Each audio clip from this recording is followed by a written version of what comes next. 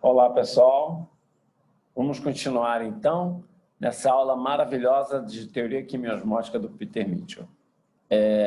Brilhante, Peter Mitchell, né? Experimentos elegantíssimos e eu acho que fica claro a participação desses elementos para a síntese ATP, da diferença de gradiente. Então, eu vou dividir aqui para a gente continuar a aula que a gente estava, onde a gente parou.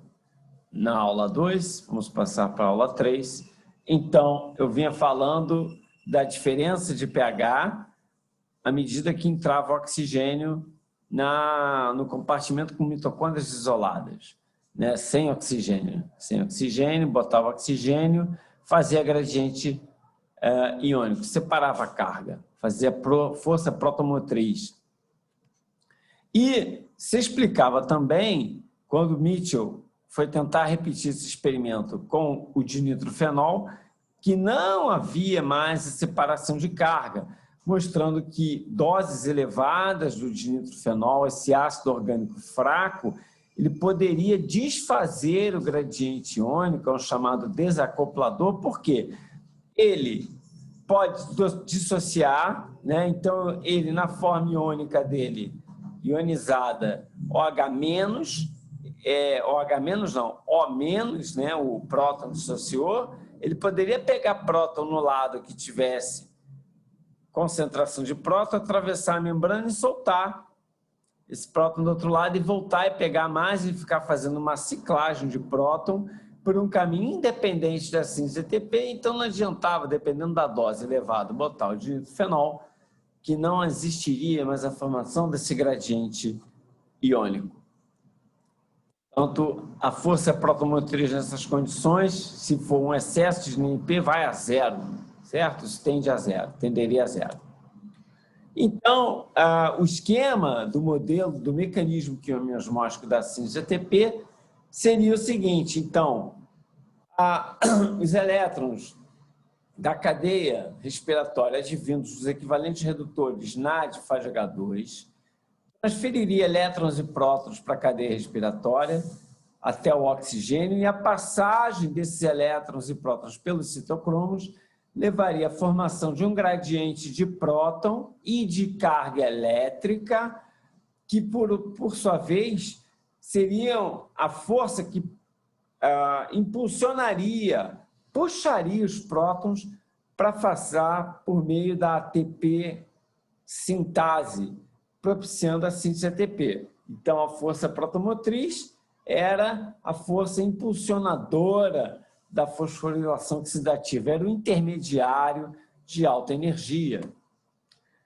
Então, depois dessa descoberta do Mitchell, começou uma corrida para se demonstrar que proteínas seriam essas. Então, através do fracionamento da mitocôndria com uso de detergentes e passagem em colunas de troca iônica, se isolou 5 complexos enormes de proteínas integrais na membrana que tinham atividades interessantes, como, por exemplo, lá tinham os citocromos, os grupos ferro e enxofre, os grupos ferro no M, cobre, todo mundo estava ali, e eram 4 complexos, que se isolou majoritariamente, e um 5º complexo, que era aquela TPase, que, na verdade, poderia estar funcionando como uma TP sintase, que era uma protuberânciazinha com uma coisa na membrana.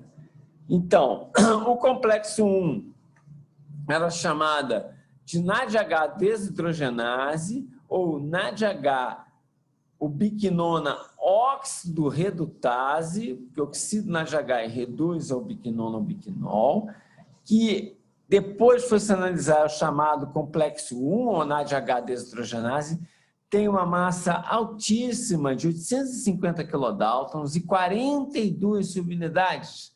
Quer dizer, um número altíssimo. Agora, repara só, as bactérias, elas têm um número menor, mas mesmo assim é um complexo difícil, complicado e que tem na sua estrutura grupos ferro e enxofre, e a flavina mononucleotídeo. Então, o NADH oxidado, no primeiro momento, transfere os elétrons para a flavina e esse vai passando para os ferros e enxofre num mecanismo muito bonito, que, inclusive, recentemente, esse ano, teve a sua estrutura resolvida numa resolução de 2 angstroms, absurdamente bem resolvida, e que demonstra de que maneira a oxidação do NADH pode levar ao bombeamento de prótons no complexo 1. O complexo 2 nada mais é do que a succinato desidrogenase, tem um peso bem menor, 5 subunidades, mas também, em comum, todos eles têm grupos ferro-enxofre, ou M, ou são flavoproteínas, que são grupos envolvidos no transporte eletrônico. O complexo 3, que é uma ubiquinona citocromo C óxido redutase, portanto, ela vai pegar os elétrons e prótons da ubiquinol, transferir ao citocromo C, portanto, vai oxidar o ubiquinol, a ubiquinona, e vai deixar o ferro de ferro 3 para ferro 2. Certo? Então, vai havendo essa transferência no complexo 3, ele também tem um tamanho considerável, 11 subunidades e com grupos prostéticos ou grupos envolvidos na transferência de elétrons e prótons, M e ferro e enxofre. E, finalmente, o complexo 4, que é a citocromo oxidase, que tem uma massa... O citocromo C, perdão, é um citocromo independente dos complexos, ele é bem pequenininho, ele é uma proteína única, né, de 13 kilodaltons que tem M, e o complexo 4, como eu vinha falando, que tem 160 kilodaltons, mas tem 13 subunidades, em bactéria menos, bem menos, mas que tem os M's e citocromos A, né, que está envolvido com um grupo de cobre, cobre A e cobre B. É isso que quer dizer, não é citocromo A, citocromo B, não. Aqui é cobre, porque ele tem 2 átomos de cobre fazendo uma transferência eletrônica e também acoplado ao bombeamento de prótons. Então, esses complexos foram isolados, se detectou atividade de oxidação de succinato, oxidação do biquinol transferindo elétrons ao citocromo C e a demonstração que se você colocasse citocromo C, levava oxigênio fazendo água e aquele complexo 5 que tinha capacidade de fora da membrana hidrolisar potentemente o ATP, como foi previsto no esquema do Mitchell. Então, esses elementos, na membrana, eles poderiam estar favorecendo a síntese ATP. Então, como eu falei, isso está com a estrutura complexo 1 bem resolvida. Eu esqueci de botar aqui a estrutura mais recente, que é um artigo na Nature, que saiu na Science, perdão, muito bonito, mostrando a estrutura bem resolvida. O que acontece é que os elétrons e prótons vão para a flavina mononucleotídeo e vão, como se fosse por um fio condutor, até chegar na subunidade N2, tem esse nome, então a gente tem um grupo em série de centros ferro-enxofres nesse braço que está para o lado da matriz, ele forma como se fosse um L, e aqui liga a ubiquinona. E aí a ubiquinona, quando liga aqui e tem elétron, esse braço ele se fecha um pouquinho e isso reduz, faz a transferência de elétrons e captura de prótons para fazer o biquinol, e ao mesmo tempo essa subunidade aqui, que está na membrana, são proteínas, são hélices na membrana, elas formam um conduíte de carga elétrica que vai pegando água e chega na ponta, nessa extremidade aqui do braço da membrana, bombeia 4 prótons. Então, o que vem? É uma energia de oxirredução, tá certo? Da oxidação do NADH e redução da ubiquinona ao ubiquinol, que leva ao bombeamento de prótons. E aí, a ubiquinol segue no plano da membrana, indo encontrar o complexo 3. Aqui está a reação demonstrada da ubiquinona, aqui é uma cetona, recebendo um elétron e um próton, virando semiquinona radical, e aí mais um elétron, mais um próton, virando então o ubiquinol completamente reduzido. Esse ubiquinol vai chegar até o complexo 3, e aqui é o complexo 2, que é uma enzima do Krebs, que faz a oxidação do succinato. O succinato ele entra aqui, esse alado Krebs liga aqui, transfere para a flavina, faz FADH2 e também por meio de conduítes ferro e enxofre, os elétrons vão seguindo aqui até chegar na ubiquinona e fazer com que a ubiquinona siga até o complexo 3, juntando ao polo anterior do complexo 1. Reparem que o complexo 2, ou citocromo oxidase, ela não tem a capacidade de bombear próton. Ela apenas faz o biquinol e aí vai para o complexo 3, que esse sim tem a capacidade de capturar os ubiquinóis formados pelo complexo 1 e 2 e de outros grupos que são flavoproteínas de outros substratos, que podem, então, fazer uma sequência de reações cíclicas de oxidação e redução do biquinol, transferindo um elétron A1 para o citocromo C1, que está aqui, e depois o citocromo C.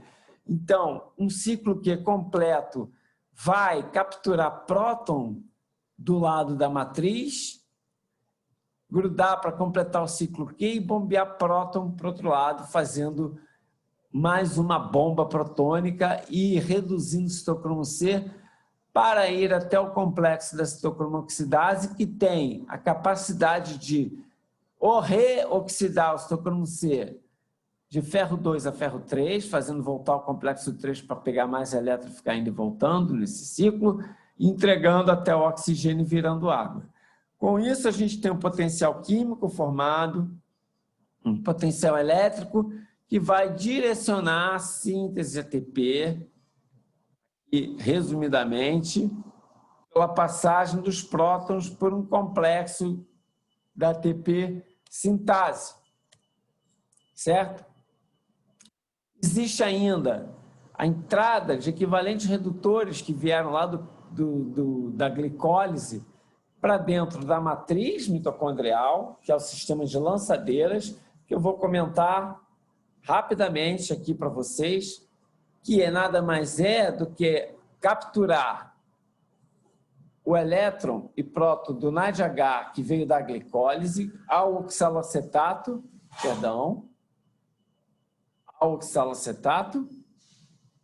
fazendo malato. O malato entra por meio de um transportador, que é um trocador malato, alfa-acetoglutarato. Então, entra malato, sai alfa-acetoglutarato.